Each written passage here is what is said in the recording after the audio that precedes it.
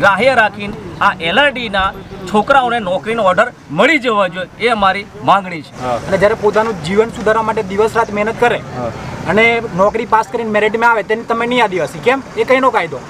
જ્યારે તમને જો આડખીલી રૂપ થતા હોય. બીજું કે છોટાઉદેપુર જિલ્લામાં ટ્રાઇબલ સપ્લાન કચેરી જે આવી છે એ કેવી રીતે આવી? આદિવાસી નથી તો કેવી રીતે આવી? મારી જોડે ઘણા બધા એવા આદિજાતિ ન્યૂ ગુજરાત પેટર્નની ગ્રાન્ટોના એક વર્ષના લગભગ 5-5 કરોડ રૂપિયા આપો છો, તો એ કયા આદિવાસીઓને આપો છો?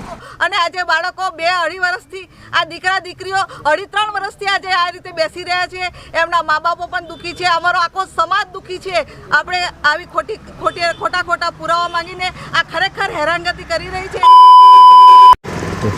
હેલો દોસ્તો, જોહાર સાથીઓ, નમસ્કાર. તો આપ સૌનું આપણી યુટ્યુબ ચેનલમાં સ્વાગત છે.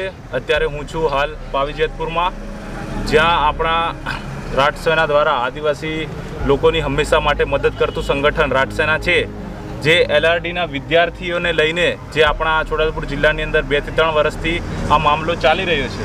તો એના દ્વારા ઉપવાસ ધારણા કરીને બેહેલો આજનો 5મો દિવસ છે. તો આપણી જોડે છે એ છોકરા ઉમેદવારો પ્લસ વડીલો તેમ સામાજિક કાર્યકર્તા. તો એમની વાતો શું છે, આ ધારણાને લઈને એમના પ્રશ્ન શું છે, તો આપણે એમની જોડે એમના વાતો ધ્યાનથી સાંભળીશું. શું કહેશો તમે? મારું નામ છે કનુભાઈ ખાબરિયાભાઈ રાઠવા, ગામ છે સાડલી. હું જેતપુર પાવી તાલુકા જય આદિવાસી મહાસંઘનો પ્રમુખ તરીકે ફરજ બજાવું છું અને સામાજિક કામ કરું છું છોટાઉદેપુર જિલ્લામાં. અહીંયા જે રાઠસેના દ્વારા જે આંદોલન ચાલુ કર્યું છે એલઆરડીના વિદ્યાર્થીઓના સંદર્ભમાં નોકરી બાબતે, તો મારો ટેકો છે મારા સંગઠન વતી. વધુમાં મારે સરકારને ધ્યાન દોરવા માગું છું કે અમે આદિવાસીઓ દેશના મૂળ માલિક છે એવું ગવર્મેન્ટ કીધું છે અને યુનિવર્સન બી કીધું છે. એ તમામ ડિપાર્ટમેન્ટ જાણે છે, છતાં અમારા જે ભાવિ બાળકોને એટલે કે આપણા માતા પિતા આપણને ભણાવીને આગળ મોકલ્યા, એ હેતુ હોય છે મારા માતા પિતા આપણનો કે મારું છોકરું ભણી ગણીને આગળ જાય અને અમારે ભવિષ્યમાં અમારું રોજી ચાલવે એના માટે ભણાવતા હોય છે. અને તે ગુજરાતની સ્થાપના 1961માં થઈ હતી, બરાબર ને? તો છતાં આ લોકો જૂના પુરાવા લઈને અમારા જે આદિવાસી છોટાઉદેપુર જિલ્લાના નોકરી મેળવતા ભાઈઓ બહેનોને અન્યાય કરે છે, તેનો અમે સખત વિરોધ કરીએ છીએ. કારણ કે લોકશાહી દેશ છે, લોકો તે ચાલતું રાજ એવું સંવિધાન કહે છે, પંચાયતી એક્ટ કહે છે, છતાં ચૂંટાયેલા પ્રતિનિધિઓ વિધાનસભાની અંદર કે વિધાનસભા અને લોકસભાની અંદર જઈને અમારા હળહળતા પ્રશ્ન બાબતે કોઈ કહેતા નથી. દુઃખની વસ્તુ અમારા જિલ્લાની એવી છે, અમારી પાસે 2 સંસદ છે, એક ગીતાબેન અને એક રાજ્યસભાના સંસદ નારાયણભાઈ રાઠવા છે, અને અમારા ધારાસભ્ય 2 છે, છતાં અમારા આદિવાસીને અન્યાય થાય છે. એ દુઃખની વસ્તુ છે, કારણ કે આ નોર્મલ પ્રશ્ન છે. અને બીજી બાજુ એક કોર્ટમાં કેસ પેન્ડિંગ છે, તો કોર્ટમાં કેસ પેન્ડિંગ હોવા છતાં એલઆરડી વિદ્યાર્થીને કોર્ટનું જજમેન્ટ નહીં આવે ત્યાં સુધી નોકરી પર ભરતી કરી દેવું જોઈએ. કોઈ વાંધો વિરોધ નથી આવતું. એ જજમેન્ટ આવશે તો આ કારે જજમાં કોઈ નક્કી નહીં, 10 વર્ષ વીતી જાય તો આ ભાવિ બાળકોને એ લોકોની ઉંમર થઈ જશે તો નોકરી નહીં મળી શકે, તો એ જવાબદાર ગવર્મેન્ટ રહેશે. પગાર લગભગ એને નિમણૂક પર પગાર એમને મળવો જોઈએ, કારણ કે ગલતી ગવર્મેન્ટની છે. કારણ કે એ લોકો નિમણૂક ટાઈમે આપી દેવો છે, જજમેન્ટ આવે તે વખતે પછીની વાત, પછી ઇન્કવાયરીની વાત. એ અમારી માંગણી રહેશે રાઠસેના સંગઠન દ્વારા અમારા ટેકો. વધુમાં જેવી રીતે પ્રક્રિયા અમારા છોટાઉદેપુર જિલ્લામાં આદિવાસી જિલ્લો છે અને પૈસા એક્ટ બાબતે અમારે મુખ્યમંત્રી આપણે રૂપાણી સાહેબ બી આવી ગયા છોટાઉદેપુરમાં, તો 2017નો પૈસા એક્ટ બી અમલીકરણ કરવા કીધું છે. તો એ પૈસા એક્ટનું વાત કરીએ તો પછી આદિવાસીને તો પૈસા એક્ટની ખોટી વાતો નહીં કરવાની. અને અમારે જે ટ્રાઇબલ સપ્લાન છોટાઉદેપુર આવેલું છે 1972થી, તો ટ્રાઇબલનો તો ટ્રાઇબલ સપ્લાન આવ્યું કરતે. આ બધી વિષમતા ઊભી કરીને અમારા આદિવાસી વિસ્તારની અંદર ભાવિ બાળકોને અને નોકરી મેળવતા એલઆરડીના વિદ્યાર્થીઓને આવી અનેક ભરતીઓમાં અમને વિષમતા ઊભી કરી છે. એ ખોટી છે. એટલે જે બિરસા મુંડા ભવનની અંદર જે ચકાસણી કરી છે, જે કરે છે એ નહીં કરવું જોઈએ. અને વધુમાં 2020માં સપ્ટેમ્બરમાં જે કાયદો બનાવ્યો છે ને વિશેષ સમિતિ, એ ખોટું છે. એ કાયદો બી બંધ થવો જોઈએ.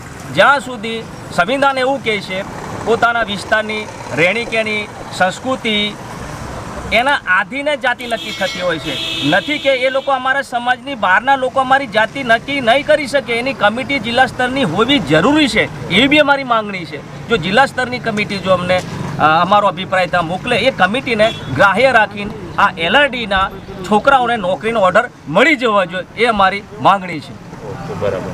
તો હવે આપણે આ વડીલ બતાવ્યું એવી રીતે એમની છોકરા ઉમેદવાર હશે એમની જોડે બી બે શબ્દ વાત કરીશું. તો તમારો ઇન્ટ્રો ને શું તમારે છે આ ધારણાની માંગણી એ જણાવો. જય જોહર જય આદિવાસી. હું રાઠવા સંતોષ 2018ની ભરતી પોલીસની હતી, એના અંદર મેરિટમાં આવેલો છું.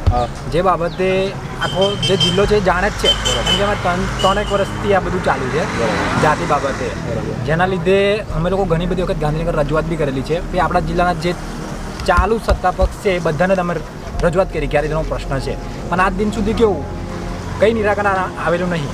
એટલે ટેમ્પરરી ખાલી એ લોકો કહી દે કે ભાઈ ઉકેલ આવી જશે પણ એનું કશું ઉકેલ આવેલું નહીં ને અત્યાર સુધી ખાલી કેવું ઉલ્લુ જ બનાવેલા છે, ખાલી ઉલ્લુ જ બનાવેલા છે ને કશું એમ સોલ્યુશન કરતા નહીં પરમેડન. એમની ભૂલના પ્રતાપે અમે આટલું બધું ભણ્યા, દિવસ રાત એક કરીને નોકરી મેળવવા માટે વાંચ્યું, એ તો અમારું મન જ જાણે છે. અને તે છતાં બી 3 વર્ષથી અમે લોકો આવી રીતે રખડીએ કે કેવું માનસિક અને બધી રીતે તૂટી ગયેલા છે. તો પહેલાં આંદોલન બી કરેલા છે, તેનું કોઈ અત્યારે નિરાકરણ નહીં આવેલું. એ બાબતે અમે પાછા ગાંધી જયંતિના દિવસથી આ બેસેલા છે. તો મારી જે ચાલુ સત્તા પક્ષ છે એને એ જ કહેવાનું, જો તમે પ્રચાર કરો તો સંવેદનશીલ સરકાર, સંવેદનશીલ સરકારનો મતલબ કે જે લોકોની જે પ્રશ્ન છે અમારા વિસ્તારનો એ સંવેદના પારખી અને સોલ્વ કરે. તો જો સંવેદન હોય તો 3 વર્ષથી અમે લટકે કેમ? અને મારી જેવા બીજી ઘણી બધી ભરતીના આખા જિલ્લાના એ બી રાઠવા સમાજને જ કેમ અન્યાય? રાઠવા સમાજને ખાલી અન્યાય કેમ કરે છે એ લોકો? અને જો અન્યાય કરવો જ હોય તો પછી અમારી જે નોકરી બાબતે જ કેમ એ લોકો કરે છે? જે બીજી જગ્યા પર ચૂંટણી લડાઈ છે બધી જગ્યા ઉપર આદિવાસી ગણાય છે. હમણાં આગળ જે તાલુકા પંચાયત જિલ્લા પંચાયતમાં દાખલા આપે બધા 10મા ધોરણ સુધી શિક્ષણ માટે ખાલી આદિવાસી, અને જ્યારે પોતાનું જીવન સુધારવા માટે દિવસ રાત મહેનત કરે અને નોકરી પાસ કરીને મેરિટમાં આવે તેને તમે નહીં આદિવાસી કેમ? એ કઈનો કાયદો? જ્યારે તમારે લાખો કરોડોની ગ્રાન્ટો હોય સરપંચોની એની બધી ત્યાં આગળ આદિવાસી એનું હેન્ડલિંગ કરવા, અને મારે ખાલી મારું જીવન સુધારવાનું, મારું ફેમિલી સુખી થાય એની માટે મેં આદિવાસીની કેમ મેં મહેનત કરીને ગુનો કર્યો છે? આટલું બધું 12 વર્ષ સુધી ભણ્યા ત્યાં સુધી તમે લોકો જ આપ્યા દાખલા અમને લોકો. તો ભાઈ અમારો ગુનો શું કે અમે લોકો સરકારી પરીક્ષા પાસ કરીને અમારું ખાલી પરિવાર સુખી થાય એટલા માટે જ ને.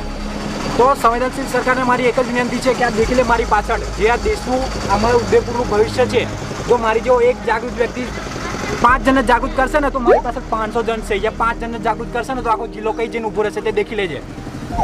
તો આના પરથી આપણા છોટાઉદેપુર જિલ્લાના તમામ યુવાઓને વિનંતી કે આ સંગઠનની જે ધારણામાં બેહેલા છે એમાં ભાગરૂપ બને, એમની મદદ કરે, અને આવી રીતે આ ઉમેદવાર ખુદ છે એક્ઝામ પાસ કરી છે, જો આવી રીતે એમની જોડે અન્યાય થતા રહેશે તો આપણા છોટાઉદેપુર જિલ્લાનું અંદર શિક્ષણ પર અસર પડશે. પછી કોઈ છોકરા એક્ઝામની તૈયારી પ્રિપેરેશન કરવામાં એમનું મગજ ના ચાલે, જેથી કરીને આમને ન્યાય મળવો જોઈએ. અને બીજો બી પ્રશ્ન છે કે એક ઘરમાંથી બે ભાઈ બહેનના એમાંથી એકને નોકરી મળી ગઈ છે, તો એમનો શું કિસ્સો હતો? જેતપુર તાલુકાનું ભીખાપુરા ગામ, તેમાં સગાભાઈને આ જ લોકરક્ષક ભરતી બોર્ડની પરીક્ષામાં આ જ વિશ્લેષણ સમિતિ દ્વારા એકને માન્ય અને બીજાને અમાન્ય, એ કેવી રીતે હોઈ શકે? એવી જ રીતે છોટાઉદેપુર તાલુકાના દેવલિયા ગામનો એક જ ઘરના લોહીના સંબંધો ધરાવતું એક જ પરિવારના 2 પિતરાઈ ભાઈઓમાં એક માન્ય અને એક અમાન્ય, એકને નોકરીનો ઓર્ડર આજે 2 વર્ષ થયા અને બીજો અહીંયા પ્રતિક ધરનામાં નોકરીના ન્યાય માટે બેઠો છે.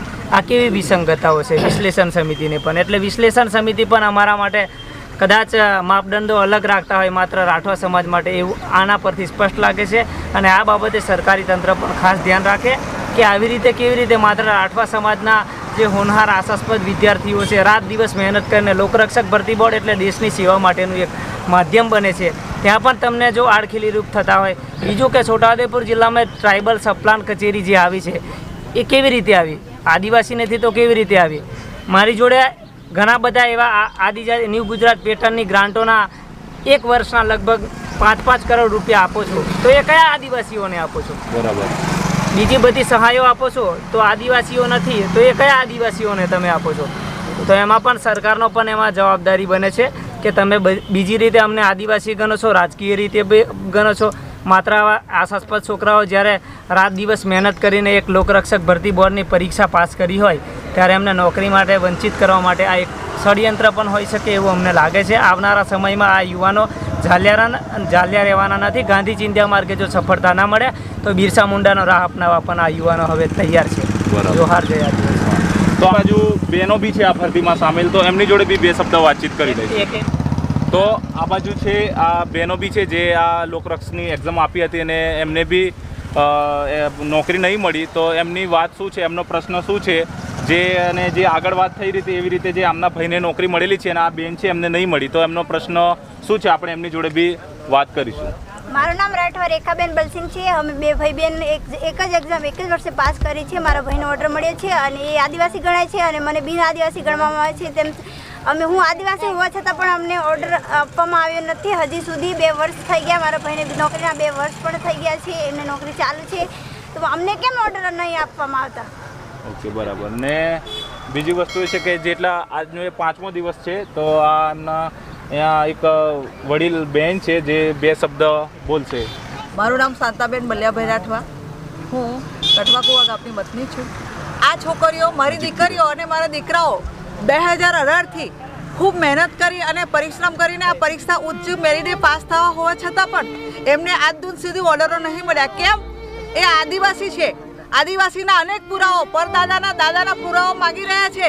તો શા માટે આ લોકો આવી તાનાશાહી કરે છે?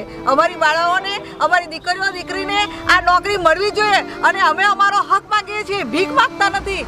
અને આ તાનાશાહી સરકારની નહીં ચાલે, નહીં ચાલે. અને અમારી દીકરીઓને અમે ખરેખર રાઠવા છે. આ જંગલો, નદીઓ, પર્વતો બધું અમારું છે. અમે સૌપ્રથમ એના ધણી છીએ અને આવું આ સરકાર અમને ખોટી રીતે હેરાન કરી રહ્યા છે. અમારી દીકરીઓને ખરેખર નોકરી લાયક છે ને નોકરી અમને મળવી જોઈએ. એ કેવી પરિસ્થિતિમાંથી ભણી રહ્યા છે તે અમે જાણીએ છીએ બાળકો. અને આજે બાળકો 2-2.5 વર્ષથી આ દીકરા દીકરીઓ 2.5-3 વર્ષથી આજે આ રીતે બેસી રહ્યા છે. એમના મા બાપો પણ દુઃખી છે. અમારો આખો સમાજ દુઃખી છે. આપણે આવી ખોટા પુરાવા માંગીને આ ખરેખર હેરાનગતિ કરી રહી છે. તેના માટે અમને ખૂબ અફસોસ છે. અમને અમારી દીકરીઓને ન્યાય આપવો જ જોઈએ ને નોકરીમાં લેવું જ જોઈએ. આ અમારો પહેલો એક આહવાન છે બધાને અને અમારા રાઠવા સમાજની દીકરીઓને આ માટે ન્યાય આપો એ જ અમારી આશા છે. જય હિન્દ, જય જોહર. બસ.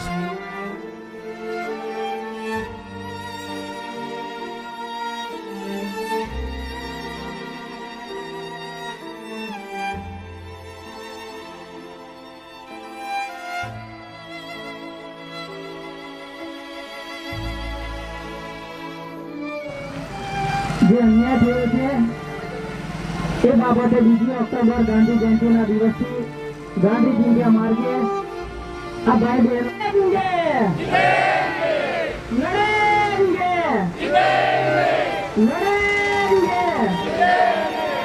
એક તીર એક કમાન, એક તીર એક કમાન, ન્યાય આપો, ન્યાય આપો. તો જે આ પાવજેતપુરની અંદર જે ધારણા પર જે અહીંયાના વડીલો અને અહીંયાના સામાજિક કાર્યકર્તા જે ઉતરેલા છે, એમાં બધાને મારી એક નમ્ર વિનંતી કે આમાં કોઈ પાર્ટી કે પક્ષનો કે કોઈ સામેલ નહીં. ભાજપના કાર્યકર્તા, બીજેપીના, આમ આદમીના કોઈ બી માણસો આવીને આ સમાજના જે યુવાનો છે, જે LRDના યુવાનો એને મદદ કરી રહ્યા છે. અને જે લોકોની વિચારધારણા ખોટી છે કે પાર્ટીનું સંગઠન કે સમાજના નામે પક્ષના રોટલા શેકે છે, એવું કશું નહીં. અહીંયા બધા પાર્ટીના આગેવાનો, નેતાઓ કે વડીલો, બધા જ કાર્યકર્તાઓ અહીંયા બધા જે ધારણા પર ઉતરેલા છે, યુવાનોને મદદરૂપ, ભાગરૂપ થઈ રહ્યા છે. તો જે આપણી મેન્ટાલી વિચારસરણા ખોટી જઈ રહી છે કે સમાજના નામે અદર પક્ષનું કામ કરે છે, એવી કોઈ વસ્તુ નહીં. તો અહીંયા જરૂર આવવું અને જે આ LRDના જે છોકરા છે એમને મદદ થાય એના માટે આ ધારણામાં ભાગરૂપ બને એવી મારી શુભેચ્છા. તો બસ હવે આજનો વિડીયો આપણે અહીંયાથી એન્ડ કરીશું. જય આદિવાસી.